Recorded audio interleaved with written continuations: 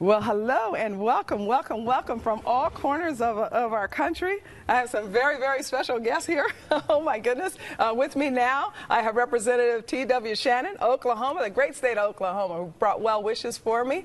He's the Speaker of the House in Oklahoma. Mark Little, author, lawyer, and the author of, where did I do with this book? I will have that book for you. It's called The Prodigal Republican. You are going to have a fascinating read when you get that one. Representative Scott Turner from Texas and the great state of Dallas. And then we have, the great city of Dallas, and we have then also Katrina Pearson, and she's from the Dallas Tea Party. And I appreciate being here with you all. We have a lot to talk about, I tell you. The challenges confronted us. We all just went through a couple of weeks of listening to, a lot of the same rhetoric that we've heard many, many times in the past. And I think I wanted first, before we get into the questions that you all know that I want to ask you about the state of affairs and where we're going to go from here, I think I want to just kind of go around and introduce you to an audience that perhaps might not know you, because we each have compelling stories. So I want to know, how did you, who are you, first of all, and then how did you become a conservative, and how did you then decide to enter into public life? This is not a fun place for black conservatives, you can believe that. Why don't we start around this way? Okay, so Representative. Well, thank you, Star. My name is Scott Turner, and I'm a Dallas native, fourth generation Texan. My family came here in the late 1800s. Wow. And I come from a long line of pastors, farmers, and military personnel, just hardworking people. I was fortunate to go to J.J. Pierce High School in Richardson, Texas. It was a 5A school there, and play football and run track, but more importantly, excel academically, and received a scholarship to the University of Illinois to fight in the Illini in the Big Ten, to play football, as well as graduate in speech communications. After leaving the University of Illinois, I was drafted by the Washington Redskins in the 7th round in 1995, and played 9 years in the National Football League for Washington, San Diego, and Denver. And I met my beautiful wife. Well, you really Robin. Passed by San Diego very quickly with two Californians at the table. Right. Okay, well, listen, my wife and I, we had our home in San Diego for quite a long time. My wife, Robin, who I met in college, we've been married almost 18 years. And she's been just a rock in my life. And when it talks about how long have I been a conservative. Yeah, how did you make that journey? Well, I think that it first started off with the Christian values that my parents and grandparents instilled in me. And so the values of a conservative have been there since I was a little boy. But when I was in college, my wife really introduced me to politics and introduced me to conservative politics. I said, well, that's who we are. Right. The basis of conservatism was who we were as Christian people. And so that's something that I've been following pretty much all of my life. But when coming into public service, when I retired out of the NFL, it was in 2005. And I was working with a gentleman named Congressman Duncan Hunter, who was the chairman of the Armed Services Committee in San Diego at the time. And when I was on Capitol Hill, and also in the district, I got to see a lot of involvement with politics, the good and the bad. And from 2005 until 2007, I was involved working with him, serving with him. But in 2010, my wife and I both saw the moral degradation in our country and what was going on and the lack of leadership in our country. And I think that's what drove me and really pushed me over the line to say, I've been very blessed with a great platform, and so it's time for me to give back in a leadership capacity. Wow. Oh, wow. And Katrina, I think that's a little bit of your story. You seem to have grown up with core conservative values, but over the last few years, you kind of said, I got to do something? Well, you look around and you see there's a desperate need for leadership, especially within the black community. The statistics you spoke of earlier, are absolutely horrendous. Being one of them early on, being born to a 15-year-old mother back in the 70s, she had a very serious decision to make. Her parents, one generation off the farm, very hardworking. Here in the state of Texas? Here in Texas. And it's just interesting. She chose life, and though growing up was very difficult, being born to a teenage mother, and losing people throughout the years, spiraling out of control in a society that's not really put in place to help children actually in need, it just sort of throws Band-Aids on the problem. Becoming a pregnant teenager myself, facing decisions and choosing life and doing things the right way, opposing food stamps. I grew up in that environment, and you just have to look around and know that that's not the kind of life that I wanted for myself. So I didn't become conservative. I think I've always been conservative, and I got involved because I've noticed there are a lot more single moms out there who are being hurt by the liberal policies being implemented in this country today. You really got involved because you went Tea Party involved. I did, yes. So you probably have some stories to share on that one as well. All right, my new friend Mark Little, attorney, author, and just have an amazing story as well. And you also will call yourselves a conservative out loud today. I'm happily conservative and Republican. Okay. And I'm so inspired to hear your stories. And all of our stories are similar. I was not raised a conservative, at least not knowingly. I was born to a single mother, Antoinette Hart, in West Haven, Connecticut. I happen to be the proud son of Floyd Little, who was a former Denver Bronco Hall of Famer, but was from a broken home. And I spent all of my life believing I was a Democrat. You know, when we're born, it's part of our birth certificate. That's what you do. Exactly right. But I went to USC. And I began a journey after clerking for a U.S. District Court judge, Robert Takasugi, Japanese guy who was in the internment camps. And we would do motion hearings every week. And they would laugh at my opinions. And I said, well, why are you laughing? I'm just following the natural progression of the legal precedent. He said, well, all of your recommendations are conservative. I never heard the term. In 1993, believe it or not. And I began a journey, my wife and I, Tigra, we began a journey of what it means to be conservative, what it means to be liberal, what do the parties stand for. We began to do our own research. And we found very quickly and easily that when we married our faith to the social issues, it was clear that we were conservatives and Republicans. Wow. You may also know that I was gunned down and shot at USC and lost my leg. And I had the opportunity to be on government assistance as an amputee. And I said, well, no, that doesn't make a lot of sense. I've got the ability to work and to think. So when I came out of the hospital, I went back and worked 2 jobs and began to get back engaged in life. And that's what it's all about. That's what the American dream is all about. That was a long journey through that time, though. And, you know, a lot of people, when confronted by that type of violence, gang members, you didn't know. They asked you to help, and they had a bullet for you. Some get very, very angry, but God seems to have been able to have you recover yourself, and that was a very difficult time in your life. It was very difficult, but it led to where we are today. Right, right. Which is being able to tell the story of success and how you make it there, and that internal fortitude. Yeah.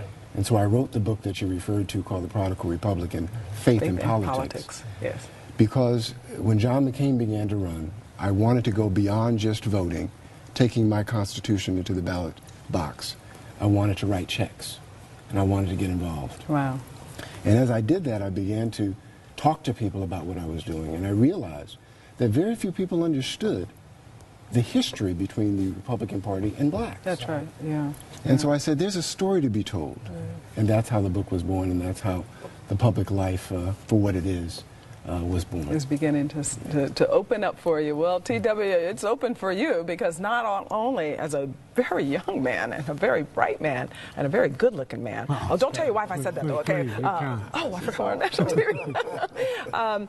You rose to where you're not just a sitting legislator in the great state of Oklahoma, which is a southern state, but the Speaker of the House. How in the world did you make this journey? You bet. Well, first of all, my colleagues were kind enough to bestow upon me this responsibility because they thought I had the leadership that, you know, could hopefully transform Oklahoma into a state where people want to come live, where we're creating opportunity, job growth, and really living out our conservative values, because we truly believe conservative values are what lead to prosperity. And so, you know, my story's not nearly as probably compelling as theirs. I was a high school kid and went to hear a speech by a guy named Congressman J.C. Watts, who was my congressman at the time. And I thought, yeah, I can't believe what that guy believes. But even then, my conservative values, really, I didn't learn them, you know, from listening to a congressman or to political pundits on television. I learned them at my church. I read my Bible. Wow. And, I discovered as I started looking at party platforms and started really, like many guys in college, started thinking about what are my core beliefs. I realized that, my Southern Baptist upbringing in a southern state like Oklahoma, my values mirror image those of the conservative Republican Party, and that's why I'm happy that I'm able to express those in a way that hopefully transforms us into policy decisions, and that's what we've been doing in Oklahoma. I mean, you look at what we're doing compared to other states that have adopted the liberal philosophy, places like California and Michigan. Why are we always on first on the list? But okay, go ahead. Well, you're that light shining in darkness out there, Star, for sure. But the truth is that conservative principles are what lead to prosperity, and I think that those principles should apply for the African American community as well, the Black community, the ideas of empowerment and personal responsibility. That's what's going to change, I think, not just the Black America, but all of America, because certainly we've strayed away from that as a whole. And I think a lot of people are realizing it now. In fact, the last census data showed clearly that a whole lot of Blacks are starting to leave these blue cities and run to these red states. Now, they might not know what is compelling them to do that the states of their new home are both right to carry and right to work, and we're hoping that they will get that message. But we've seen the data. We know that we're not alone, so I appreciate all of your stories, because the data has been clear that a third of the Black community have similar story. We may have gotten to the same conclusion different ways. Most of you know my story. I mean, I believe the lie of the left, so I got really lost in the criminal activity and the drug activity and sexual activity, and then landed in and out of welfare, 7 years and then 3.5 years consistently. And then it was that Christian conversion that had me change my life, get back to school, get a degree, and equipped me to do the work that I'm doing today in Washington, D.C. So I appreciate that we can show the country that there is a diversity in Black America that are considered African American, that have a uniqueness of all of their heritage that comes with that, and yet come to the conclusion that the Black conservative or the conservative principles have answers for us. And so I want to talk now about the crisis in Black American income and wealth. It's been 50 years since the Civil Rights Act was signed into law, almost. They're commemorating this year the I Have a Dream speech. But over the next year, we will reach that point. And I'm wondering about Black mobility and prosperity. Black net worth, for instance, is very troubling. According to the Census Bureau, the median net worth of Black households in 2010 was $4,955, compared to the median white income net worth, it was $110,000. Okay, so you got $110,000 compared to $4,955. The median Black household income in 2011 was $32,229 compared to white income of $52,214. Now, I'm not one that likes to make these comparisons, because I don't think that we should compare. Everyone should be progressing. But there must be something that can be done about African Americans' economic prospects and progress. What do we do to brighten this? Is there an opportunity for personal retirement accounts and Social Security? Would that help any at all? You're a legislator. What do you do? What do you propose on a floor? Well, the first thing is you don't do it from a government standpoint. Okay. I think that's been the problem. I love that answer. Yeah. You have to first, recognize what has worked for the rest of the country, what's worked for the rest of the world. The system that has gotten more people out of generational poverty has been our system of promoting job growth, and our system of the free market system. That's what works. Start a business. We have too many African Americans who work for government, frankly. And you know what those percentages are? I was looking at them the other day. I'm like, this is crazy. How do you allow for 19% of your folks to work directly for government and 25% of your folks to be on some type of government assistance? That's almost half the community, and you hear not a word out of the leaders of that community. And let's be fair with it. I mean, the reason so many Blacks have been attracted to government is because government has created some opportunities in hiring that weren't there before. They were kind of in the forefront. But as things have changed, we have to recognize that if you want to get out of poverty, the capitalist system has been the world's best solution to moving people from poverty to prosperity, and that's what we've got to be promoting. See, you're things like Oklahoma, lowering taxes. Yeah, you're young, so you're at that point. I don't want to lose that point that you were just making, because some some people might not understand that the generation right before mine, I'm older than you, I'm 56, I'll be 57 years or so this year. So that generation that my sister, my little older sister, you go work for the post office. It was pushed in black homes to get a government job. But now the next generation, we got kind of lost into this whole moral relativism and sexual revolution, a war on poverty, and so we push nothing. And then that next generation is what I'm hearing you say, we should be pushing them toward ideas of capitalism and free market, and because I know you, Mark, you are an attorney, and so you have seen some of these situations where people that are just not grabbing a hold of their own life. In fact, you thought that there were like 4 points that people should look at to recover themselves economically. Indeed, and I won't belabor the first two, but it goes back, and when you talk about the disparity between black wealth and white wealth, you look at 70% of our homes where we're born out of wedlock. Right. That's a leading factor. That is. Number one. It really is. Number two, we're not valuing education, so that means we're not competing, which means we're not earning. Right. Third, we don't have a work ethic to speak of, and I'm saying that from my own perspective.